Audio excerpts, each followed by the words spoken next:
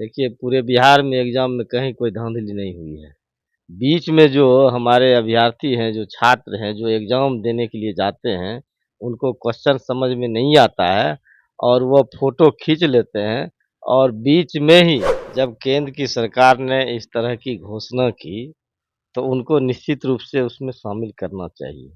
वो शामिल नहीं किए हैं, वास्तविकता भी है हमारे 14 लाख अभ्यर्थी, इस देश के अभ्यर्थी सड़क पर घूम रहे हैं।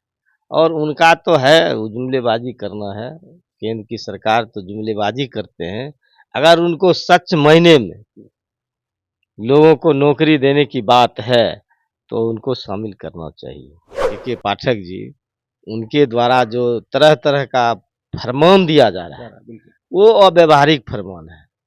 अब जो बच्चे को पढ़ाना है 5 बजे तक पढ़ाना है, 9 बजे आवे और 5 बजे जाए, ये तो अव्यावहारिक बात है। वो बगैर खाना खाए-पिए और विद्यालय में बैठ कर के पढ़े, वो शिक्षा उबाऊ होता है। वो नमस्कार, मैं मनीष और आप देख रहे हैं मीडिया दर्शन। हमारे साथ मौजूद हैं सीपीआई के विधायक Suryakant Paswan ji. Sir, BPSC TRE 2.0 का एग्जाम हो गए, तमाम अभ्यर्थी रिजल्ट का इंतजार कर रहे थे, लेकिन आयोग ने एकाएक फैसला लिया कि जो लैंग्वेज पेपर में 9 नंबर लाने अनिवार्य थे, उसे समाप्त कर दिया गया है। तमाम अभ्यर्थी विरोध कर रहे हैं, कह रहे हैं कि ये तो बीच खेल में खेल कर दिया गया। क्या कहेंगे आप? देखिए, सबसे पहले आपको बहुत-बहुत धन्यवाद। हम तो पूरे बिहार के जो अभ्यर्थी हैं, उसके साथ हैं। अगर कुछ टेक्निकल प्रॉब्लम हुआ है और आयोग ने ऐसा किया है, तो हमारी सरकार उस पर संज्ञान लेगी, देखेगी। ऐसे बिहार की सरकार ने जो कम समय में बीपीएससी की एग्ज़ाम ले कर के और रिज़ल्ट जो दे रही है और लोग नौकरी पर जा रहे हैं, ये तो अच्छा कदम है। लेकिन आयोग कैसे वो 9 नंबर की आप चर्चा कर रहे हैं, वो कुछ तो होगा, उनका रीज़न कुछ तो होगा। उस रीज़न को हम नहीं जान रहे हैं। लेकिन अगर हमारे छात्र बीपीएससी के जो भी छात्र हैं, जो विभिन्न तरह के एग्ज़ाम में बैठे हैं, वो क्वालिफ़ाइड करें और कर भी रहे हैं। बिहार के बहुत सारे हमारे जैसे शिक्षक अभ्यर्थी हैं, आज सरकार के द्वारा जो एग्ज़ाम लेकर के दिया गया है उनको भेजा गया है विद्यालय में, अच्छे-अच्छे टीचर, अच्छे योग्य टीचर बन के गए हैं और विद्यालय में पठन-पाठन का कार्यक्रम हो रहा है। लेकिन आज जो बिहार के शिक्षा के जो सचिव हैं, के पाठक जी, उनके द्वारा जो तरह-तरह का फरमान दिया जा रहा है, वो अव्यावहारिक फरमान है। अब जो बच्चे को पढ़ाना है 5 बजे तक पढ़ाना है, 9 बजे आवे और 5 बजे जाए, ये तो अव्यावहारिक बात है। वो बगैर खाना खाए-पिए और विद्यालय में बैठ कर के पढ़े, वो शिक्षा उबाऊ होता है। वो उबाऊपन में, वो दबाव में कोई विद्यार्थी नहीं पढ़ पाएगा।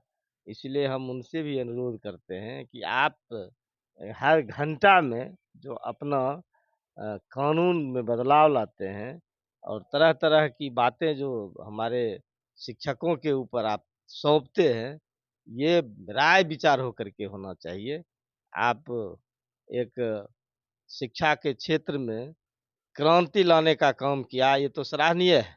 दूसरी तरह आपने जो टीचरों और छात्रों को जो तबाह करने का काम कर रहे हैं, ये अच्छी बात नहीं है। अभी केंद्र सरकार के द्वारा एक आया था योजना, जिसके जरिए जो अनट्रेन्ड शिक्षक थे, उन्हें ट्रेनिंग देने के लिए एनआईओएस से डीएलएडी के लिए करके एक प्रावधान आया था। इसके बाद सुप्रीम कोर्ट के आदेश पर उस कोर्स को अमान्य कर दिया गया। तमाम अभ्यर्थी ये कह रहे हैं कि केंद्र सरकार अगर उसे गजट में शामिल करे, तो हम लोग फिर से शिक्षक भर्ती प्रक्रिया में शामिल हो सकते हैं। सीपीआईएमएल के जो विधायक हैं रामबली सिंह, उन्होंने भी समर्थन किया, कहा है कि गजट में शामिल होना चाहिए ताकि 14 लाख अभ्यर्थी जो सड़क पे अब भटक चुके हैं, उनको कम से कम भर्ती प्रक्रिया में शामिल किया जाना चाहिए। क्या कहेंगे आप? देखिए, जब केंद्र की सरकार ने इस तरह की घोषणा की, तो उनको निश्चित रूप से उसमें शामिल करना चाहिए। वो शामिल नहीं किए हैं, वास्तविकता भी है हमारे 14 लाख अभ्यर्थी, इस देश के अभ्यर्थी सड़क पर घूम रहे हैं। और उनका तो है वो जुमलेबाज़ी करना है, केंद्र की सरकार तो जुमलेबाज़ी करते हैं। अगर उनको सच मायने में लोगों को नौकरी देने की बात है, तो उनको शामिल करना चाहिए। अगर बात की जाए दरोगा भर्ती प्रक्रिया का, तो अभ्यर्थियों का ये कहना है और आरोप है कि जो ना ना हम लोग का बुकलेट दिया गया, ना कार्बन कॉपी दिया गया, तो इसके बावजूद सोशल साइट्स पे जो क्वेश्चन सर्कुलेट हो रहे हैं, वो कैसे सर्कुलेट हो रहे हैं? एग्ज़ाम में कहीं न कहीं धांधली देखने को मिल रहा है। क्या कहेंगे आप? देखिए, पूरे बिहार में एग्ज़ाम में कहीं कोई धांधली नहीं हुई है। बीच में जो हमारे अभ्यर्थी हैं, जो छात्र हैं, जो एग्ज़ाम देने के लिए जाते हैं, उनको क्वेश्चन समझ में नहीं आता है और वो फ़ोटो खींच लेते हैं और बीच में ही परीक्षा का जो टाइमिंग है, पूरे टाइम वो बैठ नहीं पाते हैं, जिनको उबाऊ लगता है, वो क्वेश्चन समझ नहीं पाते हैं, पढ़ते नहीं हैं। वैसे छात्र उसको वीडियो वायरल करते हैं। ऐसा कहीं कोई दूर-दूर से हम लोगों को कोई सूचना नहीं है, जो भी क्वेश्चन आउट हुआ है। ये थे हमारे साथ सीपीआई के विधायक सूर्यकांत पासवान, जिन्होंने सीधे तौर पे कहा कि दरोगा भर्ती प्रक्रिया में जो पेपर लीक के मामले आ रहे हैं वो कहीं से भी सही नहीं है। कुछ स्टूडेंट जो बीच में ही एग्जाम छोड़कर निकल जाते हैं, वही अभ्यर्थी इस तरीके के कार्य करते हैं। साथ ही साथ एनआईओएस डीएलईडी के ये अभ्यर्थियों के लेके के इन्होंने कहा कि गजट में शामिल किया जाना चाहिए, क्योंकि केंद्र सरकार ने जब ये प्रावधान लाया था कि अनट्रेंड शिक्षकों को ट्रेंड किया जाएगा, और जब शिक्षक ट्रेंड हो चुके हैं और भर्ती प्रक्रिया में आवेदन भी करते हैं, तो उसे अब गजेट में शामिल करके उन्हें मान्यता दी जानी चाहिए। इस तरह के तमाम अपडेट के लिए देखते रहें मीडिया दर्शन। धन्यवाद।